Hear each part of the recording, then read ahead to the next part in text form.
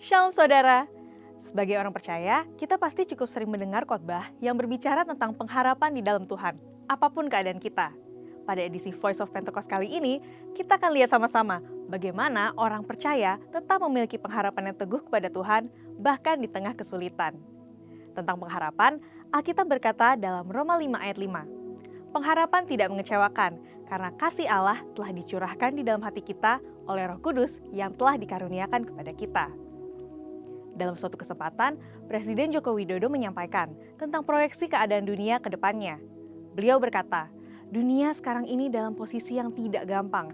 Posisinya betul-betul pada posisi yang semua negara sulit. Lembaga internasional sampaikan tahun ini, tahun 2022 sangat sulit. Tahun depan, mereka menyampaikan akan lebih gelap. Belum lagi fakta bahwa puluhan ribu orang setiap hari mati kelaparan karena krisis pangan di berbagai belahan dunia yang merupakan dampak dari perang Rusia dan Ukraina yang masih berkelanjutan sampai sekarang.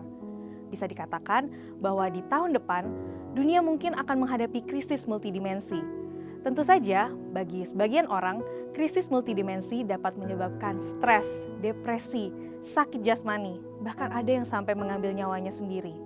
Mengapa seseorang bisa sampai ke tahap ini? Jawabannya karena ia telah kehilangan pengharapan. Setiap hari mata dan telinga kita disodorkan berita-berita yang mungkin dapat merebut sukacita dan damai sejahtera kita sebagai orang percaya. Satu-satunya kunci agar sukacita dan damai sejahtera selalu melingkupi kita adalah dengan terus memiliki pengharapan yang teguh di dalam Tuhan, bahwa Ia adalah Tuhan yang sanggup untuk menjaga kehidupan anak-anaknya. Alkitab berkata, pengharapan itu adalah sauh yang kuat dan aman bagi jiwa kita yang telah dilabuhkan sampai ke belakang tabir. Sauh artinya sebuah jangkar. Seorang nahkoda kapal menggunakan jangkar untuk menambatkan kapal ke dasar perairan sehingga kapal tidak berpindah tempat karena hembusan angin, arus, atau gelombang. Di dalam mengarungi bahtera kehidupan ini, banyak hal yang diumpamakan sebagai badai yang dapat membuat seseorang menjadi terombang-ambing tanpa arah dan tujuan yang jelas. Bukan saja terombang-ambing, tanpa jangkar, bahtera tersebut bahkan bisa tenggelam.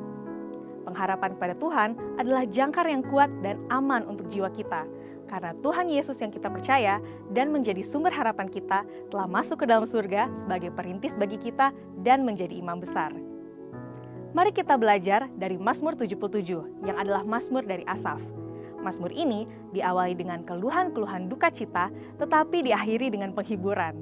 Mazmur ini menggambarkan orang percaya yang berada dalam jurang keputusasaan, yang dimana ia mempertanyakan kasih setia Tuhan ketika mengalami suatu penderitaan yang berat. Penderitaan yang berat membuatnya tergoda untuk tidak lagi berharap kepada Tuhan. Namun, kemudian ia membesarkan hatinya untuk terus berharap bahwa semua akan baik-baik saja pada akhirnya. Apa yang membuat Asaf tetap memiliki harapan di tengah kesulitan? Pertama, Asaf tidak lagi berfokus pada penderitaan yang sedang ia alami. Sumber daripada kegelisahan Asaf adalah keraguannya kepada Tuhan.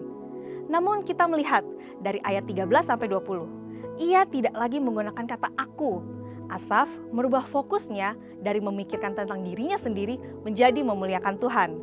Pada saat ia mengesampingkan keakuannya, barulah ia dapat menghilangkan kegelisahannya. Hal ini akan menjadi obat yang ampuh untuk melawan ketidakpercayaan terhadap janji dan kesetiaan Allah di masa kini maupun di masa yang akan datang. Kedua, Asaf setia menjadi penyembah Tuhan. Alkitab mencatat di beberapa bagian tentang kehidupan Asaf bahwa ia adalah salah satu penyembah di Pondok Daud. Namun ia bukan hanya sesekali menyembah, melainkan tetap melayani di hadapan tabut itu seperti yang patut dilakukan setiap hari. Dari hal ini dapat kita simpulkan bahwa Asaf memiliki kerinduan yang besar dalam hal memuji dan menyembah Tuhan. Perjumpaan dan pengalaman pribadi dengan Tuhan dalam pujian dan penyembahan tidak dapat disangkal menjadi kekuatan bagi Asaf dalam menghadapi berbagai kesulitan dan untuk terus berpengharapan kepada Tuhan. Pengharapan berasal dari iman kita akan kesetiaan Tuhan. Hal ini berarti dasar dari pengharapan kita adalah kesetiaan Tuhan. Dan setiap janji Allah yang didasarkan atas kesetiaannya adalah suatu jaminan bagi pengharapan kita. Iman membuat kita menang atas dunia ini. Yang kita harapkan bukanlah dunia yang kelihatan ini, karena dunia ini adalah sementara, sedangkan hidup yang akan datang adalah kehidupan yang kekal. Jadi, iman menghasilkan pengharapan, dan pengharapan akan mengarahkan mata kita kepada kekekalan. Pada saat kita berada di tengah kesulitan, tetaplah percaya dan berharap kepada Allah, sebab Dia sanggup menolong kita. Pengharapan itu seperti setitik cahaya di ujung lorong yang gelap. Saat seseorang berjalan terus ke depan tanpa melihat ke arah sebaliknya, pastilah ia akan sampai ke tempat cahaya itu berasal. Tahun 2023 mungkin bukanlah tahun yang mudah untuk dilalui, tetapi percayalah bahwa Tuhan yang telah membawa kita masuk ke dalam tahun 2023, maka Tuhan yang sama akan membawa kita untuk melaluinya. Selalu ingat firman-Nya, segala perkara dapat kutanggung di dalam Dia yang memberi kekuatan kepadaku.